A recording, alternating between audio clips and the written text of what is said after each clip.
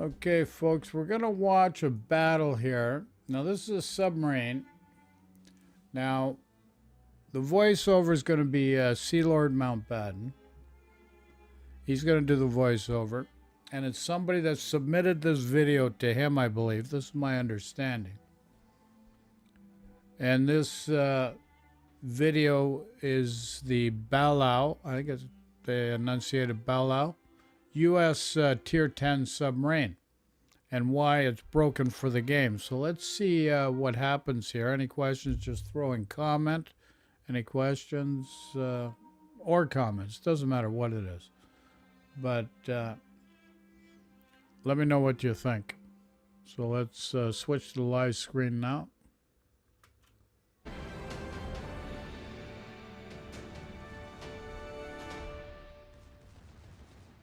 Hello, good people of YouTube. Mountbatten here.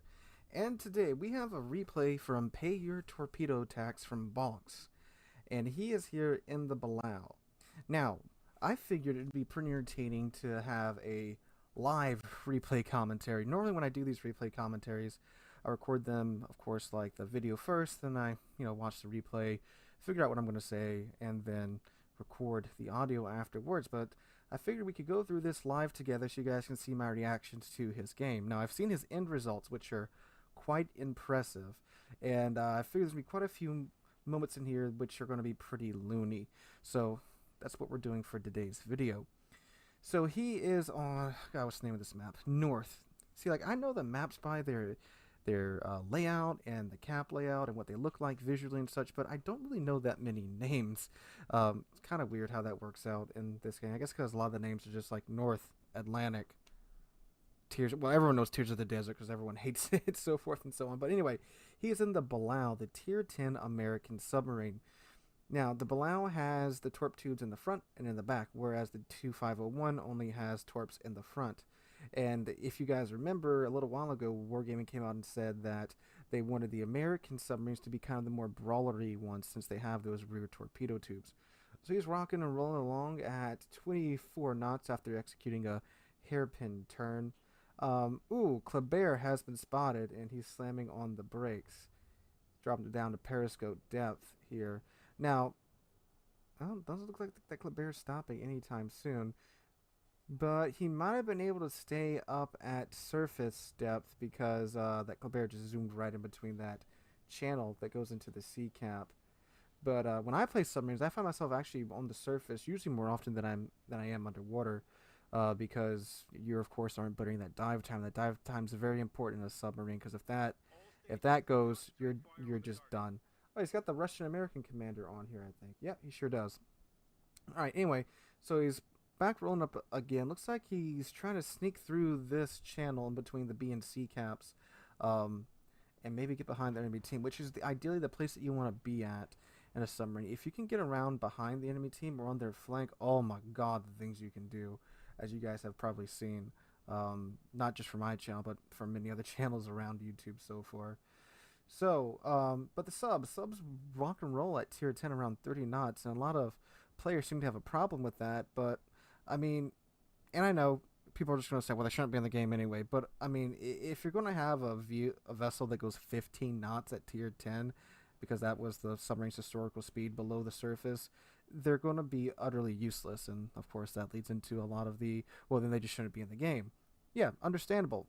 If that was the issue with them, yeah, and if they were breaking, some major laws of physics that the game observes, sure, but the game doesn't observe that. Many ships in the game are simply far more maneuverable and faster than they were in real life, like the destroyers. Destroyers do not turn as fast as they did, as fast as they do in this game in real life. I mean, good God, you get the impression that they're about as nimble as a bass boat, which in real life they weren't. War Thunder actually gives a much better impression of how ships really felt. Like, if you go in War Thunder and play the Prince Eugen, come back here and play Warships Prince Eugen, it's you can tell the difference. All right, so let's see. He's got a Vermont broadside, a Slava broadside. He's still not detected, and there is a CV in this game. Now, CVs can actually detect submarines up to, I think, 24 meters below the surface of the... Here he comes. So he's got to go all the way down to 60 to not be detected by the CV. Is he going to nick him here? I think he... Oh, oh, oh, oh, oh. Oh, he just skirts his air detect radius there, which is, I believe, 2.2 now that he's below the surface of the water. All right, he's coming up to 24 meters now. He's got a Slava and a Vermont in front of him. Hasn't pinged anybody yet. Ooh, not blind firing, dummy firing the Torps. Is he going to ping the Slava now? Or is he going to ping the Vermont? Who's he going to go for? He's going to go for the Slava. Ooh. The Vermont, I mean, they're homing Torps, so I don't think either of these ships present too much of a challenge. Vermont only goes 20 knots. The Slava goes 28 knots. Gets one ping off on the Vermont. Now, is the Vermont turning at all? Yes, Vermont is turning inward. Now, the Vermont knows that he's been pinged and what part of the ship he's going for with the ping. Hasn't popped damage con yet. You should be able to see the torpedoes here in a moment. Hasn't popped damage con. Oh my god. 50k just like that. Oh, I think that last one hit him too. Now he popped damage con. So he had damage con up and red, but he didn't pop it before he saw the wall of torpedoes going after him. Dang. Wow. Okay, so he had, looks like, one Torp 2 reloaded. Now he's pinging the Worcester there. And where's he at? Okay, so the Vermont actually, if you look at the Vermont on the minimap, he's not in a position to where he can be HE spammed or anything. So doesn't look like he really needed to hold his damage con for that. He should have popped his damage con. I mean, the dude still would have eaten like 20,000 damage from the Torps, of course, and probably got a couple floodings on him. But yeah, I definitely would have used it in that situation when you see a wall of torpedoes coming at you like that. His torpedoes missed the Worcester. Okay. And his team's down 3 ships. Enemy team's down 3 ships as well. Yeah, that completely missed. Now, he did get the double ping on the Worcester too, so good on the Worcester for dodging that. Because that probably freaking scraped the paint off of his hull with the double ping. And I'm sure we'll probably get to see some double ping on cruiser action here in this replay, judging by the end results. Alright, so looks like the Worcester's turning back around in the B cap. Torpedoes team is split up pretty bad right now. By split up, I mean they have a Holland on the A cap and everyone else is on the C cap. So yeah, that Holland's probably not going to live too much longer. And it looks like we got a bit of a lemming train going on by his team. Looks like the enemy Balau is hunting the CV. That's a choice. Now, sure, if the CV's alone, you could probably get away with it because CVs do not have any form of ASW. But looks like the friendly GK is going over there to deliver his ASW planes to him. Oh, Slava. Oh, man. See, now this is like the ideal situation you want to be in a sub. You have the entire broadside of the enemy team. You've snuck around behind them. Although I don't know why they're all pointing north anymore. It's just a Holland now. They should be rotating to face the team that's pushing in from sea. So Slava doesn't have the Soviet damage con. He has the normal damage con. So let's see if he pops his here. Okay, so he's turning into the Torps. That's very good. That's what you want to do as a battleship because they stop homing at 2.1 kilometers. So if you turn in enough, you can not dodge them at all. Oh my god. Oh my god. They just got the butt Torps off, the rear Torps. He's pinged the Vermont, I think by accident. But no worries. Look at that homing though. That's crazy. Gonna ping the Slava now and there they go back to the Slava. Okay, so oh man, that Slava's dead. Even if he doesn't get the double ping on him, that dude's dead. Because he only has 10,000 health left, and even without the Citadel damage or the ignoring torpedo protection, those torpedoes are going to kill him. And goodbye, Slava. You are dead there. Oh, unless the speedy Holland Torps get to him first. Nope, he got him. Yep. Okay, GK, my guy, you got Hydro. Now, it's impressive that he's getting these off on battleships, because battleships, again, their homing knocks out at 2.1 kilometers. But again, the fact that these torpedoes home this hard and Citadel is stupid in my opinion. Now, again, the homing against battleships isn't that bad compared to cruisers. So imagine everything that you're seeing here, but against cruisers, that the torpedoes don't stop homing until they get 700 meters away from their hull, which in this game is nothing. Okay, let's see. He's maintaining that double ping on the GK. GK is sending his sending his ASW planes over to where torpedo is about. Oh, okay, he has neutralized the homing. And yep. So he managed to avoid those torpedoes. But now once the damage con runs out, he can just ping him again and get another ping on his hull. So he goes below the surface to avoid the what's he using? Yeah, to avoid the Immelman's planes. Will he get the... Yeah, he should. Probably may just get a single ping here. Now, again, to keep in mind, he's been pinging non-stop. And because this isn't the old version of the submarines where the pinging increased your range, he's still undetected. Well, now he's just spotted by the planes. But, ooh, 21k from 2 torps. God.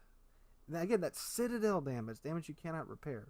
They should really make the torpedo damage just normal damage, to where it can be repaired like normal. Ooh, another 21k off of the GK there.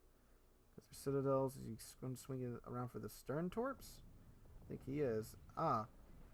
GK finally getting a little bit of revenge on him there with the ASW planes. But of course, he just pops damage, kind of stop the flooding. And look, he completely launched those torpedoes parallel to the GK. So they're going to definitely be able to turn and get to the GK enough, because maybe he was like right on top of them, they probably wouldn't make it. But yeah, no problem hitting him there. He's detected now. Oh yeah, the planes are flying on top of him. Now see, the Immelman could just keep flying on top of him, keep him spotted, and it would absolutely melt the man's dive time, and that would force him to surface, but he doesn't do that. Alright, single ping here. Is he going to get the double ping before the torpedoes get... Oh my god, he does. At the last friggin' second, too. But... Oh, is he going to dodge? He's turning pretty hard. I think he... Yeah, he dodged the first set. Good job, GK. But the second set, I don't think he's going to be able to... Nope, he dodged them too. Look at him go. Now he's detected by Hydro. Okay. He's on the surface, too, to where the... secondary shells can hit him. Now GK needs to turn in a little bit here, and he would have been able to dodge those, but of course he's dealing with the Elbing and other GK as well too. There's god dang, man absolutely bullied that GK out of existence. He's at 178,000 damage right now. Shoot. Yeah, submarines in this state, like the diving mechanics and the stealth mechanics and all, I think that's all down. But the homing, the constant pinging, and the Citadel torps, that's too much. That's way too much. I mean, he's murdered this flank in what, 8 minutes? 7 minutes that he's actually been here? Oh, look, the Immelman. So is he going to get this Immelman? This will be interesting. Because he's typed in his hat, subs are stupid. Yeah, in this state, I agree. Because the Immelman, the CVs, they have that stupidly long, like 5-minute damage con. So let's see what he's going to do here. Because it's it's a 5-minute runtime and then like 1-minute cooldown time, I think. So it's either going to go after the Immelman or the Wooster, and the Wooster's pretty far away from him. Now, the CVs, like I said earlier, they don't have any SW, so the only thing they can do is spot them and hope that their team can do something about them. But this Immelman doesn't have a team anymore, so yeah. All right. So, there he is again. He's about to be within his torpedo range, and I think he's just sitting there. I think the Immelman's kind of just accepted his fate at this point, because he also has a Holland creeping up on him, but I don't think the Holland's spotted at the moment. They have drawbacks that are not consistent or fun to play, and that worries me. Yeah, so again, like you guys saw, he just pinged to his heart's content here in the middle of the enemy team on the flank. and nothing. So Wargaming, if you're listening, put the increasing detection radius every time you ping back in. That way, you know, at least there's a. Oh no, his damage comes down. Uh oh. Uh oh, that's terrible for the MO men. But yeah, they need to add that mechanic back in. I think that'll be one way to make this much more fair. Because right now, this simply is not fair. So is he gonna get the double ping on the CV? The mythical CV double ping. Don't. Oh my god, he is. The man's dead. We're watching a dead man at the moment. And I do like that you can see how far away the torpedoes are on the map. That's a nice, nice little touch. Oh no, we're looking at a dead Immelman. Dang, he dev struck him. Holy crap. Ah, I feel dirty for watching that. So, ladies and gentlemen, that was a 238,000 damage Balau game there. He hammered the crap out of him. Let's not pull our punches here. That friggin' sub hammered the crap out of them. 238, almost 240,000 in damage. 25 torpedo hits. Can you believe it? 25 friggin' torpedo hits. Holy crap. 3 kills, pinging, just pinging to no end there. I mean, like, good lord. There needs to be some drawback for that. That's stupid. Really, really stupid in my opinion. Now, at the same time, too, it's not uncommon for the exact opposite of this to happen, especially from what I've seen playing subs so far. Subs, definitely, it's either you do terrible and you barely get anything done. You get something like 40,000-50,000 damage. You might sink one ship. You might land one rack of homing torpedoes, or you have games like this, and there's very little in between. As you guys have seen on my channel, the couple submarine clips that I've shown you, it's either I do like 150,000 damage, or I do like 30,000 damage. There's nothing in between, it seems. So yeah, this I hope to God these things stay in testing for at least another round or two of testing, because they are not ready to come out like this. They are not balanced with these current pinging and Citadel mechanics. That's too much. Anyway, guys, let me know what you guys think in the comments down below.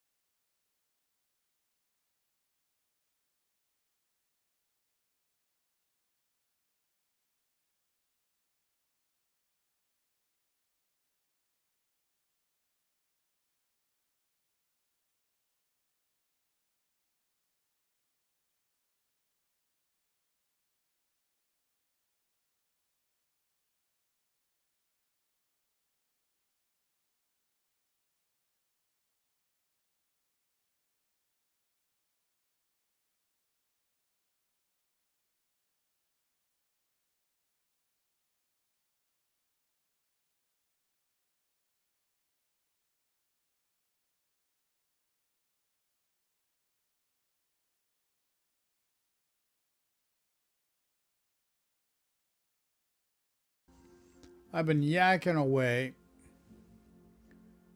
and my apologies. I think I had the microphone muted. But anyways, here's the deal. This friggin' sub's out of control. 240,000 in damage, 238 and change.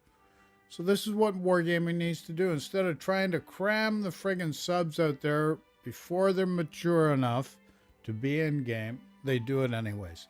They did it with the CVs. Now they have the perfect opportunity to bring up a different play formats. You got random, you got co-op, and you got missions. Well, now they could have Air and Sea. And put the CVs, subs together in one format, in one game mode, and fill in the ancillary ships with bots to fill it out. And then over time, get enough info back and data back to further refine the mechanics of these ships. But this is what these guys need to be doing. They don't get it. They ram the CVs down people's throats, piss people off for a couple years, still peeving people off because they still haven't got it right. And here's the other thing, that the AA from ship to ship is not consistent with the class designation of the Bofors or whatever AA equipment's in use. So this is a perfect out for Wargaming. Show that they're working with the community. Get subs, CVs off on a separate format, and do it that way, right? Okay, so now here's what we're going to do. We're going to look at another video, and if you got any questions, comments, add some input. Let's get some dialogue happening. Let me know if you think subs and CVs should be in a separate friggin' format. Call it Air and Sea. Then you got Air and Sea, you got random, you got co-op, you got missions and stuff like that. Be cool. So anyways, we're going to look at the Schlieffen. They're claiming the byline on this video. You judge, let me know what you think. It says the new king of secondaries. So let's watch this. Throw your comments in chat, questions in chat, and just friggin' use chat, pal. Or everybody. Oh, yeah. Okay.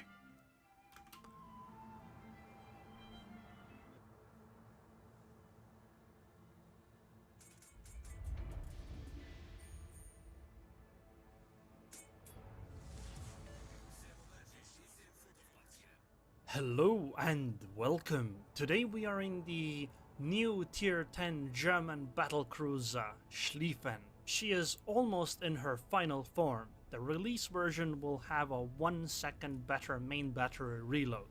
And I was given access to the ship by Wargaming. The Schlieffen is the top of the new German battlecruiser line, and she has the best secondaries in the game. Naturally, this meant that I spec'd into everything secondaries. I have never run a build as secondary focused as this. I even had the 3 million upgrade to boost secondaries, because they're pretty damn nice. The main guns are 8 420mm guns that have worse accuracy than the Grosse Kurfürst, but better reload. The armor on the ship is alright. Despite the fact that your standard armor is 27mm, you're not that vulnerable when you're going towards a ship. The main thing you're lacking, though, is the HP pool. Only 76,000 HP, compare that to Grosse Kurfürst 105,000. She does get access to a Hydro, but she has 1 fewer heal than actual battleships do. She also gets access to the limited damage control party, which means it cools down in 40 seconds rather than 80. And that's a very nice broadside Venezia. Hello! Okay, that was not intended. Only 4 over penetrations, but here you'll see the secondaries in action. Just look at the damage counter.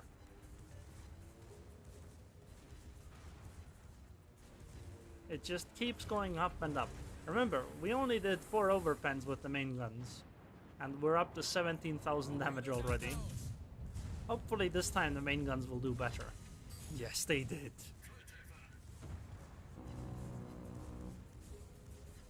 And we're up to 38,000 damage already.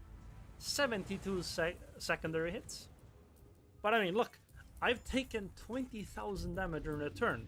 That's almost a third of my HP. Okay, let's say a quarter of my HP. The ship also has torpedoes, long-range torpedoes, 13.5 kilometers, 2 sets on each side. However, if you think you're going to pull the same kind of maneuvers you do with the Torpedoes, it's not really going to happen all that often, because the torpedo tubes are center ship, right where your superstructure is, which means that HE spam quite frequently just knocks them out permanently. It has happened all the time to me. To the extent where at one point I was like, have I even managed to use these torpedoes in close range? Also, the very rearest turret does 360 from what I can tell. That's why it's placed further back. Also, I'm almost half HP already, and I've used one of my heals. The ship is fast though, and one of the greatest things why I love the secondaries on the ship is because her concealment radius is 12.6 kilometers, and her secondary radius range is 12.5 kilometers. Meaning that if there's no sneaky destroyers around, or CVs, it's entirely possible to make contact with an enemy and your secondaries immediately start firing. And that just feels amazing. And on this map, we're playing on Greece, you can see that storm coming. If I'm in the storm, my secondary range should actually exceed my concealment radius, which means that I might be able to use my secondaries in a situation where they won't actually see me. But here I notice that Montana is coming closer, so I launch my torpedoes. They do have the range. I don't think they're likely to hit because they're fairly slow, but you never know, right? It's not like I need to wait for them or pay for them or something. And I also plan on just slowing down and reversing towards the Montana, while also obviously angling, because I want my secondaries to start eating away on the Montana. She's almost in range. 600 meters more. Come on. I think she also stopped. But I have some hope that I'm going to be able to reverse into range of the secondaries. Still got to remember, that's a battleship and I am a battle cruiser. Almost there, almost there. Come on. I also swapped HE because the Montana is angled, and obviously I cannot overmatch her. And HE has synergy with the secondaries that are also likely to start fires. I think the bigger caliber secondaries can actually penetrate the deck armor of the Montana, because it's 338, right? And these, because I have IFHE, can penetrate 47. The Montana should take a lot of damage here. Okay, doesn't look like it though. Oh, it slowly is going up. Main guns did 759 damage, but look at the damage numbers. Also, my special captain kicked in, which improves my secondary reload even further. 71k damage, 72k, 73k, 75k. But now, sadly, I am out of range. But at the same time, I'm also unspotted, because my secondary radius and concealment radius are basically the same. And we're up to 86k damage already. And remember, our main guns did like, what, 700 damage in this time? God, I love these secondaries. But because it's a fairly squishy ship and it takes a battleship slot and it's secondary focused, I think it's going to be a ship mostly meant for random battles. This isn't something you really would like to have on your team in probably clan battles. Although maybe there is a spot, maybe there's some special strategy for it. But I certainly, so far at least, don't see myself valuing this ship more than, well, a battleship, when an actual battleship in the battleship slot. Anyway, I'm gonna just advance, because there's only a single destroyer ahead of me, and I am in the new storm, which means my concealment is down to 10.1 kilometers. I want to sneak up on that Republic. Oh, there's the Holland. And she's pretty much gone. Goodbye, Holland. And now, there's absolutely nothing in the way of me sneaking up on that Republic and letting my secondaries go wild. The main thing though is that I just need to make sure I don't fire my guns prematurely to clue them in that I am actually coming. I want it to be a little surprise. I still have 53,000 HP. Have to remember that this is basically half of what the actual battleships have. But I am kind of liking my chances. I also launched the Torpedoes preemptively because they're fairly slow and you never know. That Republic might just pop up from behind the island. Because that's what I would probably do.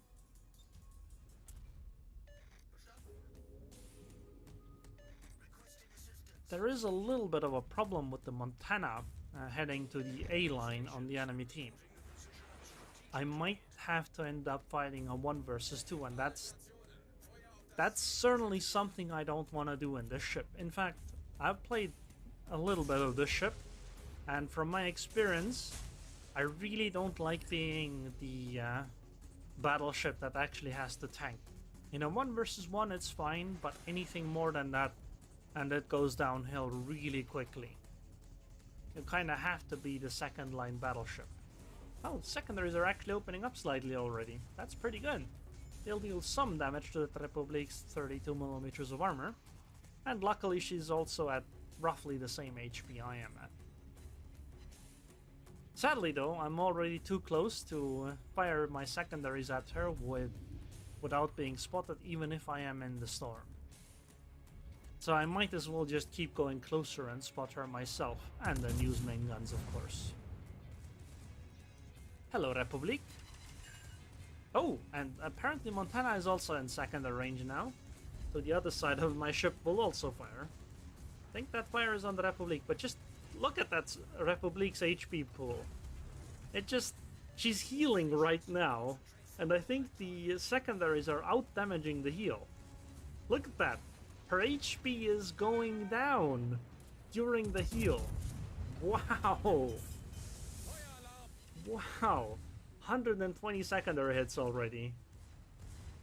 140, 150, 160, 170. Republic's down to 20k already. 200 secondary hits. And I think she's toast. Goodbye.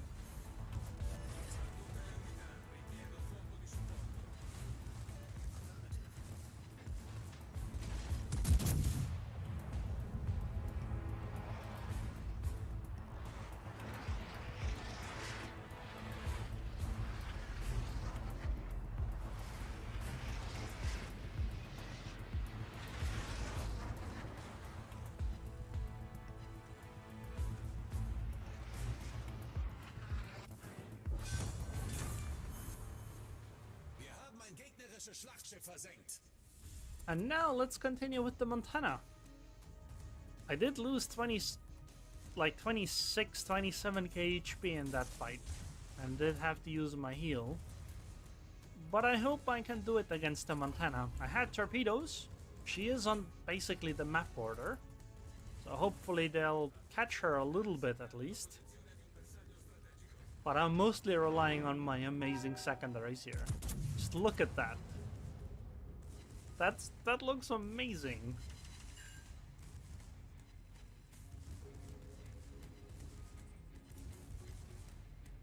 There is a Yoshina that's coming within second range, and I'm thinking whether I should keep focusing on the Montana or switch to the Yoshina. Yoshina is squishier, and I will probably deal more damage to her. But if I don't take care of this Montana, I think it might be too late. 5,000 HP on me. Oh, and 2 of my turrets are permanent or have been knocked out, so next salvo I won't be able to use them. Luckily a heal came up. Yeah, I think Yoshina is gonna be taken care of. I will just have to focus on the Montana. Come on Montana, show me just your bow, because the bow will take a lot of damage. Oh, those ricochets.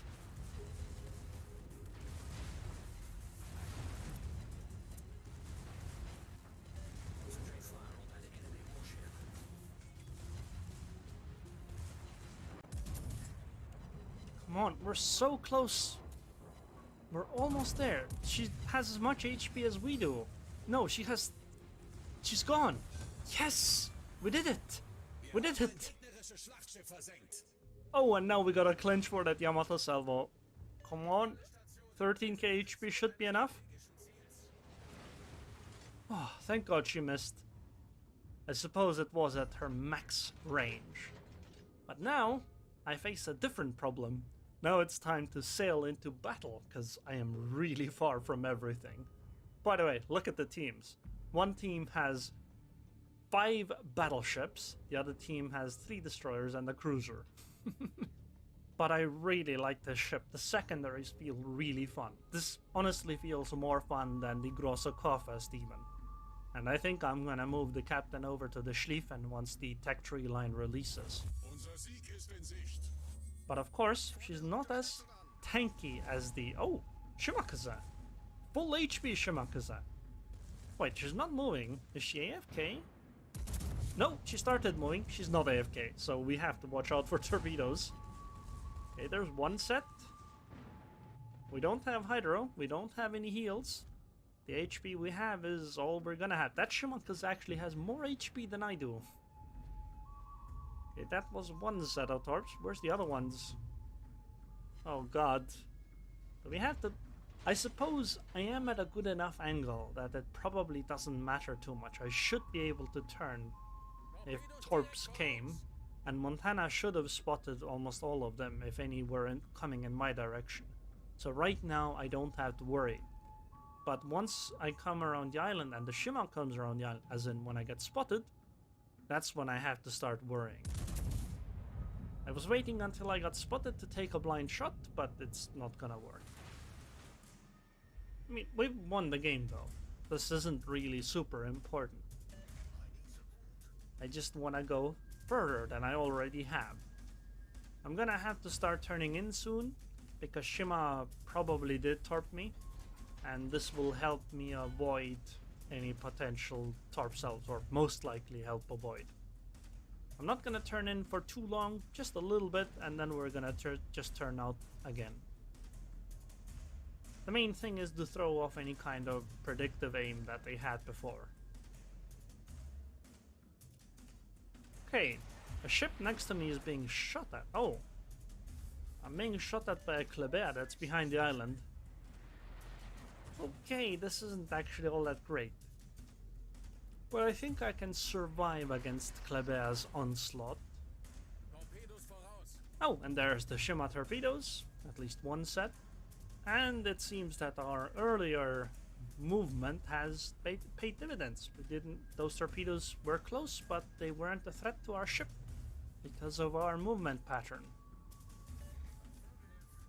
But of course, Shima should have another 2 sets right now. Wait, did I just get shot by... Oh no, I just got shot at by the Venezia. That's not good.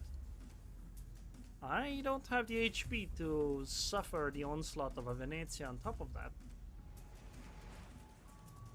Ouch! 1000 HP! This is not good. I need to turn and run, and hopefully Venezia won't kill me. 15 seconds? Come on! Okay, 150 HP! Come on, 10 seconds! Oh no, salvo's incoming. 3, 2, He's gonna be 1. in deep crap. There we go. Denied. Ciao. See you later, buddy. Right at the very end, 1 second left. But I still exploded. Still, I had an amazing game. 893 secondary hits. I have never had this many secondary hits in a random battle. And 200. He's got a good point there. 893 secondary battery hits. Like if you're trying to get 500 secondary batteries to get some flags or some other mission or something like this thing would be a monster for that. Just thought I'd throw that out there.